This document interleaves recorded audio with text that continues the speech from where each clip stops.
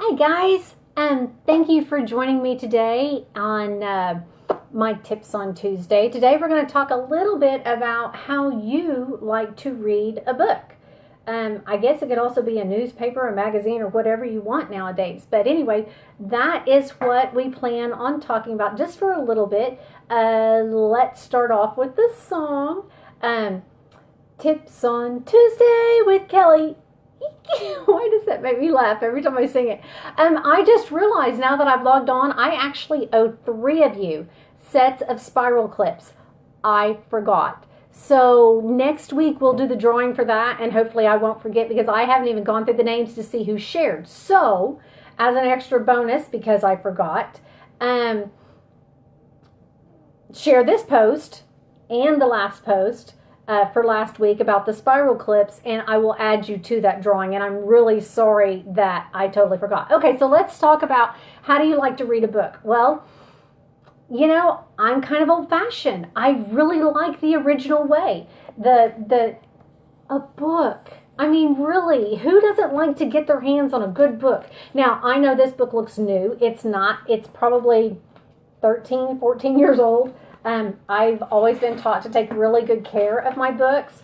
I take the jacket covers off when I read them. My books are in fairly good condition for 13 years. I probably read this book 3, 4 times because I read it to myself, and then I read it to the kids, and then I think they read it once, and there's nothing like a book like, you ever just want to smell a good book? I mean, seriously, there's something about putting the perfect bookmark in and saving your spot. There's something about cuddling up in a chair and I didn't turn my sounds off on my phone. There's something about cuddling up in a chair and just reading a good book.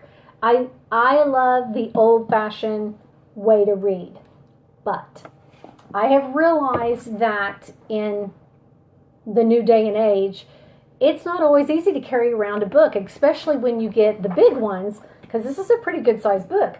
It's not always easy to carry it around, especially when you're traveling or going on a little trip, something like that. A big old book isn't that easy to carry. I've also found that I like to read at night, and it kind of helps put me to sleep. And then sometimes I'm sitting there with a light trying to read, and my husband's trying to sleep, and that doesn't work so well either. So there are apps now, and they're amazing. And so you have like your Amazon Kindle app. We have, there's several other apps out there. Ebooks are something you can actually go to your library or hook up to your library's website and check out a book that will be on your phone, on your laptop, on your iPad, whatever you want. And you can have them. They're really easy to use. I'm going to try and show you this. So like this is my Kindle app, and you literally just kind of push on that. Your Kindle app comes up. You find what book you like. What's really neat about them is now they have free books, and then they have some that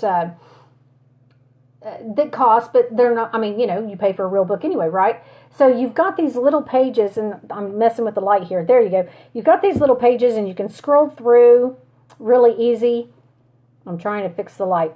I don't think, let me try this. Hold on. Nope, that didn't help. That made it worse. Anyway, so there you go. And then you can make the picture bigger. You can actually highlight things. Let me see if I can do it. Am I in the wrong book? I may be in the wrong place. You can bookmark it to save your spot. Certain things like that. I was pretty sure that you could highlight things on the... Oh, there we go. So you just basically do something like that, and you can pick whatever color you want and highlight it. So you can go back later and keep notes and that kind of thing. And this is what Kindle will do for you, and it's really cool. I really like it. And then because of your backlight, you can actually read there in the dark, and you don't have to worry about waking up the person next to you. An easy way to travel. We always go somewhere with our phones.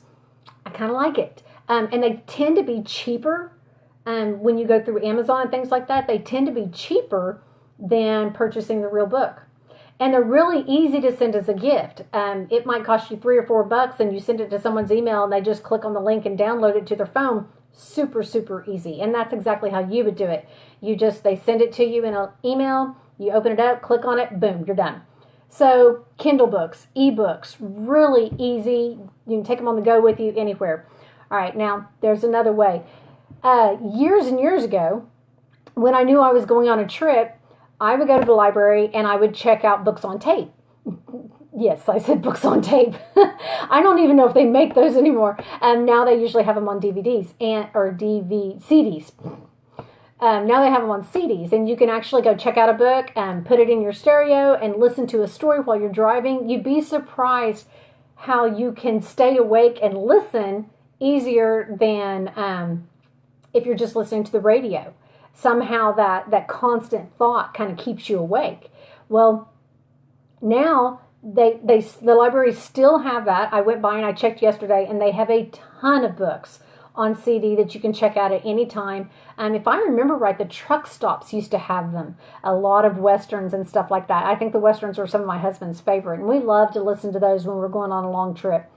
And I did. Well, now they have an app, and there's other apps, I'm sure, but one of my favorite apps is called Audible. And it's basically the same thing. Again, you just download the app and you click on it, and you can download these books. Oh, whoops, I did not mean to do that. But anyway, hold on, let me get out of that. Okay.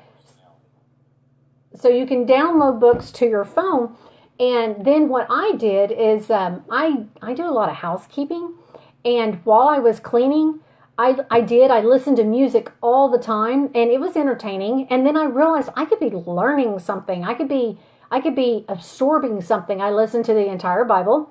That's an app all in itself, but you can download them also. I listened to the entire Bible, and then after that, I kind of wanted to move on and that kind of thing. And they're really neat. So you download the same book, and then you just turn around, and for instance, like I'm on chapter 6 on this one, you just push play. All you have to do is remember one word. This one word describes the yellow personality. What's the word? Help. That's it. The yellow personalities will do more for other people than they'll do for themselves. Sort of sounds like someone's mother, doesn't it? These people are professional helpers. They live... Anyway, so you can actually learn something or listen something while you're doing something else. And anyway, that's the Audible app. And you can bookmark those. The only downside is you can't read it. Someone had posted, had told me that if they don't read it, if they can't see it and read it, then they have a hard time remembering it. Well, surprisingly, I remember a lot of that book because it was a good one. So it's just up to you. It's whatever your opinion is. I remember a lot of the Bible when I just listened to it and got through it a little easier than when I was reading it. And sometimes what I like to do is I like to listen to it and read it at the same time. And there seems to be a good flow with it if you get a good speaker or something like that. So there are several ways to read a book now. So what's your favorite? Do you like the old-fashioned, book that we can read? Do you like the Kindles that you can take with you anywhere on your phone or on your tablets? Or do you like listening to books? Because that is definitely something that a lot of us do nowadays. What's your favorite way? Share with me. Tell me what you like. All right, guys, that's pretty much it. Short, sweet, several different ways to do it. I like them all. I have a use for every single one of them, so I do them all.